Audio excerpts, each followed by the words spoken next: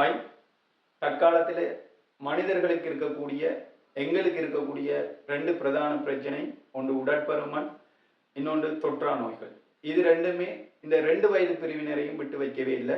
சிறுவர்களும் உடற்பருமனாக காணப்படுறாங்க, வளர்ந்தவர்களும் உடற்பருமனாக காணப்படுறோம்.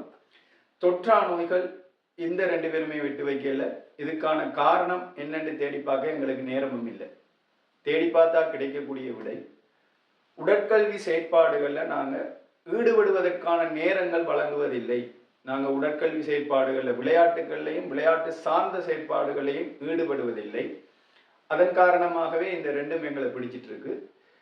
இன்றைக்கு நாங்கள் வீடியோவில் பார்க்க போகிறது உடற்கல்வி செயற்பாட்டால் கிடைக்கக்கூடிய பிரதான நன்மைகள் 5 பார்க்க போகிறோம். நான் சதீஷ், பிசிக்கல் எஜுகேஷன் டீச்சர். வாங்க வீடியோக்குள்ள போகலாம். முதலாவது நன்மை, உடல் ஆரோக்கியம். நாங்கள் உடல் ஆரோக்கியமாக இருக்கவும் ஸ்ட்ராங்காக இருக்கவும் பிசிக்கல் எஜுகேஷன் மிக முக்கியமானது. குறிப்பாக மாணவர்களிடத்தில் உடற்பருமனை குறைத்து அவர்களுடைய எனர்ஜியை அதிகரித்து கொள்வதற்கு இந்த விளையாட்டுகளும் விளையாட்டு சார்ந்த செயற்பாடுகளும் மிக முக்கியமானதாக இருக்கு. மாணவர்களுக்கு மட்டுமல்ல, வளர்ந்தவர்களுக்கும் கூட அவர்களோட பூஸ்ட் அதிகரித்து கொள்றதுக்கு, எனர்ஜியை அதிகரித்து கொள்றதுக்கு இந்த விளையாட்டுகள் பெரும் பங்கு வகிக்குது. கட்டாயம் வளர்ந்தவர்களும் சிறுவர்களும் நாள்தோறும் விளையாட்டுகளில் ஈடுபட்டு எங்களோட ஆரோக்கியத்தை நாங்களே காத்துக்கொள்ள வேண்டியது மிக முக்கியமாக காணப்படுது. 2வது நன்மை, உள ஆரோக்கியம். எங்களோட மூளையினுடைய ஆரோக்கியத்தை அதிகரிக்கிறது மிக முக்கியமானதாகும். போட்டித்தன்மையான வாழ்க்கை கோலமுள்ள ஒரு உலகத்தில் நாங்கள் வாழ்ந்து கொண்டிருக்கிறோம்.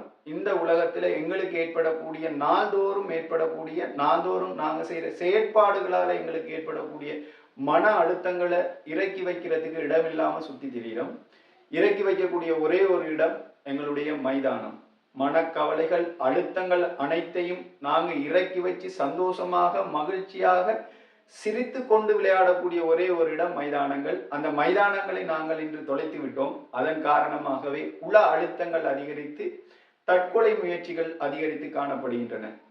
ஆகவே நாங்கள் நாள்தோறும் சிரித்த வண்ணம் வாழ்வதற்கு கட்டாயமாக உடற்கல்வி செயற்பாடுகளில், குறிப்பாக விளையாட்டு சார்ந்த செயற்பாடுகளில் ஈடுபட்டு எங்களோட மன அழுத்தங்களை அங்கே இறக்கி வைத்துவிட்டு வருவதன் காரணமாகவே நாங்கள் அடுத்த நாள் சந்தோஷமாக நாளை ஆரம்பிக்க முடியும். இது சிறுவர்களாக இருந்தாலும் சரி, வளர்ந்தவர்களாகவும் சரி, நாள்தோறும் விளையாட்டுகளில் ஈடுபட்டு எங்களோட மன அழுத்தங்களை இறக்கி வைக்க வேண்டிய தேவை கட்டாயமான நன்மை. குழுச்செயற்பாடும் சமூக திறன்களும் வளர்ச்சி அடையும். விளையாட்டுகளில் ஈடுபடுவதனால் மட்டுமே குழுச்செயற்பாடும் சமூக திறன்களும் அதிகமாக ஏற்படுகின்றன. விளையாட்டுகளில் குழுவாக ஈடுபடுவதனூடாக ஒருவருக்கொருவர் விட்டு கொடுத்தல், நட்புறவு பாராட்டுதல் போன்ற நல்ல பண்புகளோடு சேர்ந்து சிறந்த கலந்துரையாடல், ஆணிடை தொடர்பை ஏற்படுத்தக்கூடிய வீரர்களாகவும் வளர்ச்சி அடைகின்றார்கள். குறிப்பாக சிறுவர்கள், மாணவர்கள் இதை அதிகமாக உள்ளெடுத்துக் கொள்கிறார்கள். ஆகவே குறிப்பாக நாங்கள் சிறுவர்களை விளையாட்டுகளில் ஈடுபடுத்த வேண்டிய தேவை அதிகமாக இருக்கின்றது. அது மட்டுமில்லாமல் சமூகத்தில் இப்போ முரண்பாடுகள் அதிகரித்து காணப்படுவதற்கான காரணம், யாருமே குழுவாக செயற்படுவது குறைவு. இந்த குழுவாக செயற்படக்கூடிய வாய்ப்புகளை ஏற்படுத்தி தருவது எங்களுடைய மைதானங்கள், அதாவது பிசிக்கல் எஜுகேஷன், விளையாட்டுகளும் விளையாட்டு சார் செயற்பாடுகளுமே. ஆகவே எங்களோட சமூகம் திரும்பவும் விளையாட்டுகளில் குழுவாக ஈடுபடுவதற்கான வாய்ப்புகளை அதிகரித்துக் கொள்ளுமானால் சமூகத்தில் காணப்படக்கூடிய பிரச்சனைகளை தானாகவே குறைத்து கொள்ள முடியும். விளையாட்டுகளில் ஈடுபட வேண்டியது, குழு ஒற்றுமையை ஏற்படுத்தப்பட வேண்டியது மிக முக்கியமானதாகும். 4வது நன்மை, ஒழுக்கம் மற்றும் மன உறுதி. விளையாட்டுகளில் காணப்படக்கூடிய விளையாட்டு சட்டதிட்டங்கள் ஒரு மனிதனை செதுக்குகிறது.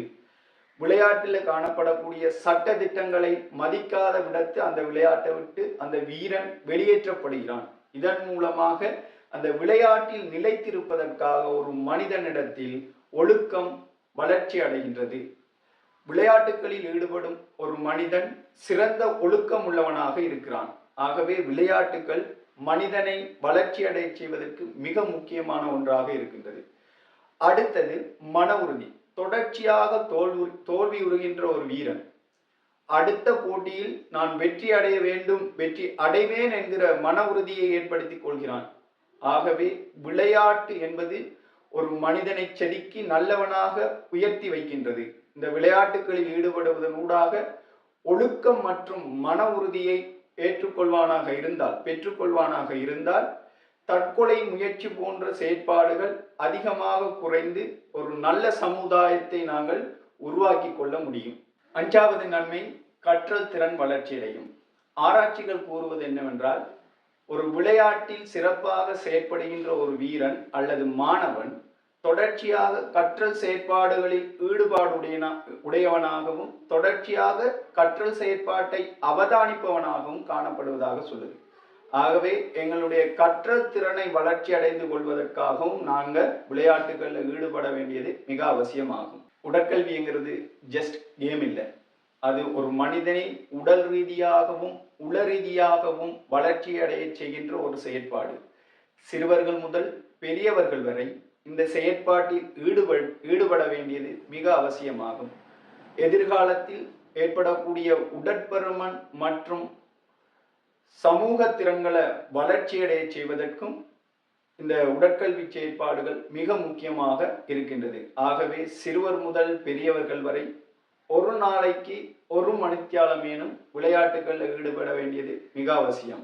இந்த வீடியோ உங்களுக்கு பிடிச்சிருக்கும் என்று நம்புறேன். பிடிச்சிருந்தா நண்பர்களுக்கு ஷேர் பண்ணுங்க, பெற்றோருக்கு ஷேர் பண்ணுங்க, உங்களோட ஆசிரியருக்கு ஷேர் பண்ணுங்க.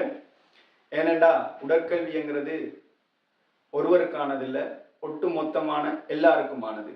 உடற்கல்விசார் தகவல்கள் தொடர்ச்சியாக உங்களுக்கு தெரிய வேணுமாக இருந்தால் சேனலை சப்ஸ்கிரைப் பண்ணிக்கொள்ளுங்க. உங்களுக்கு உடற்கல்வியால் கிடைச்ச நன்மை என்ன அப்படின்னு சொல்லி கமெண்ட் பண்ணுங்க. அடுத்த வீடியோவில் சந்திக்கலாம். பாய்.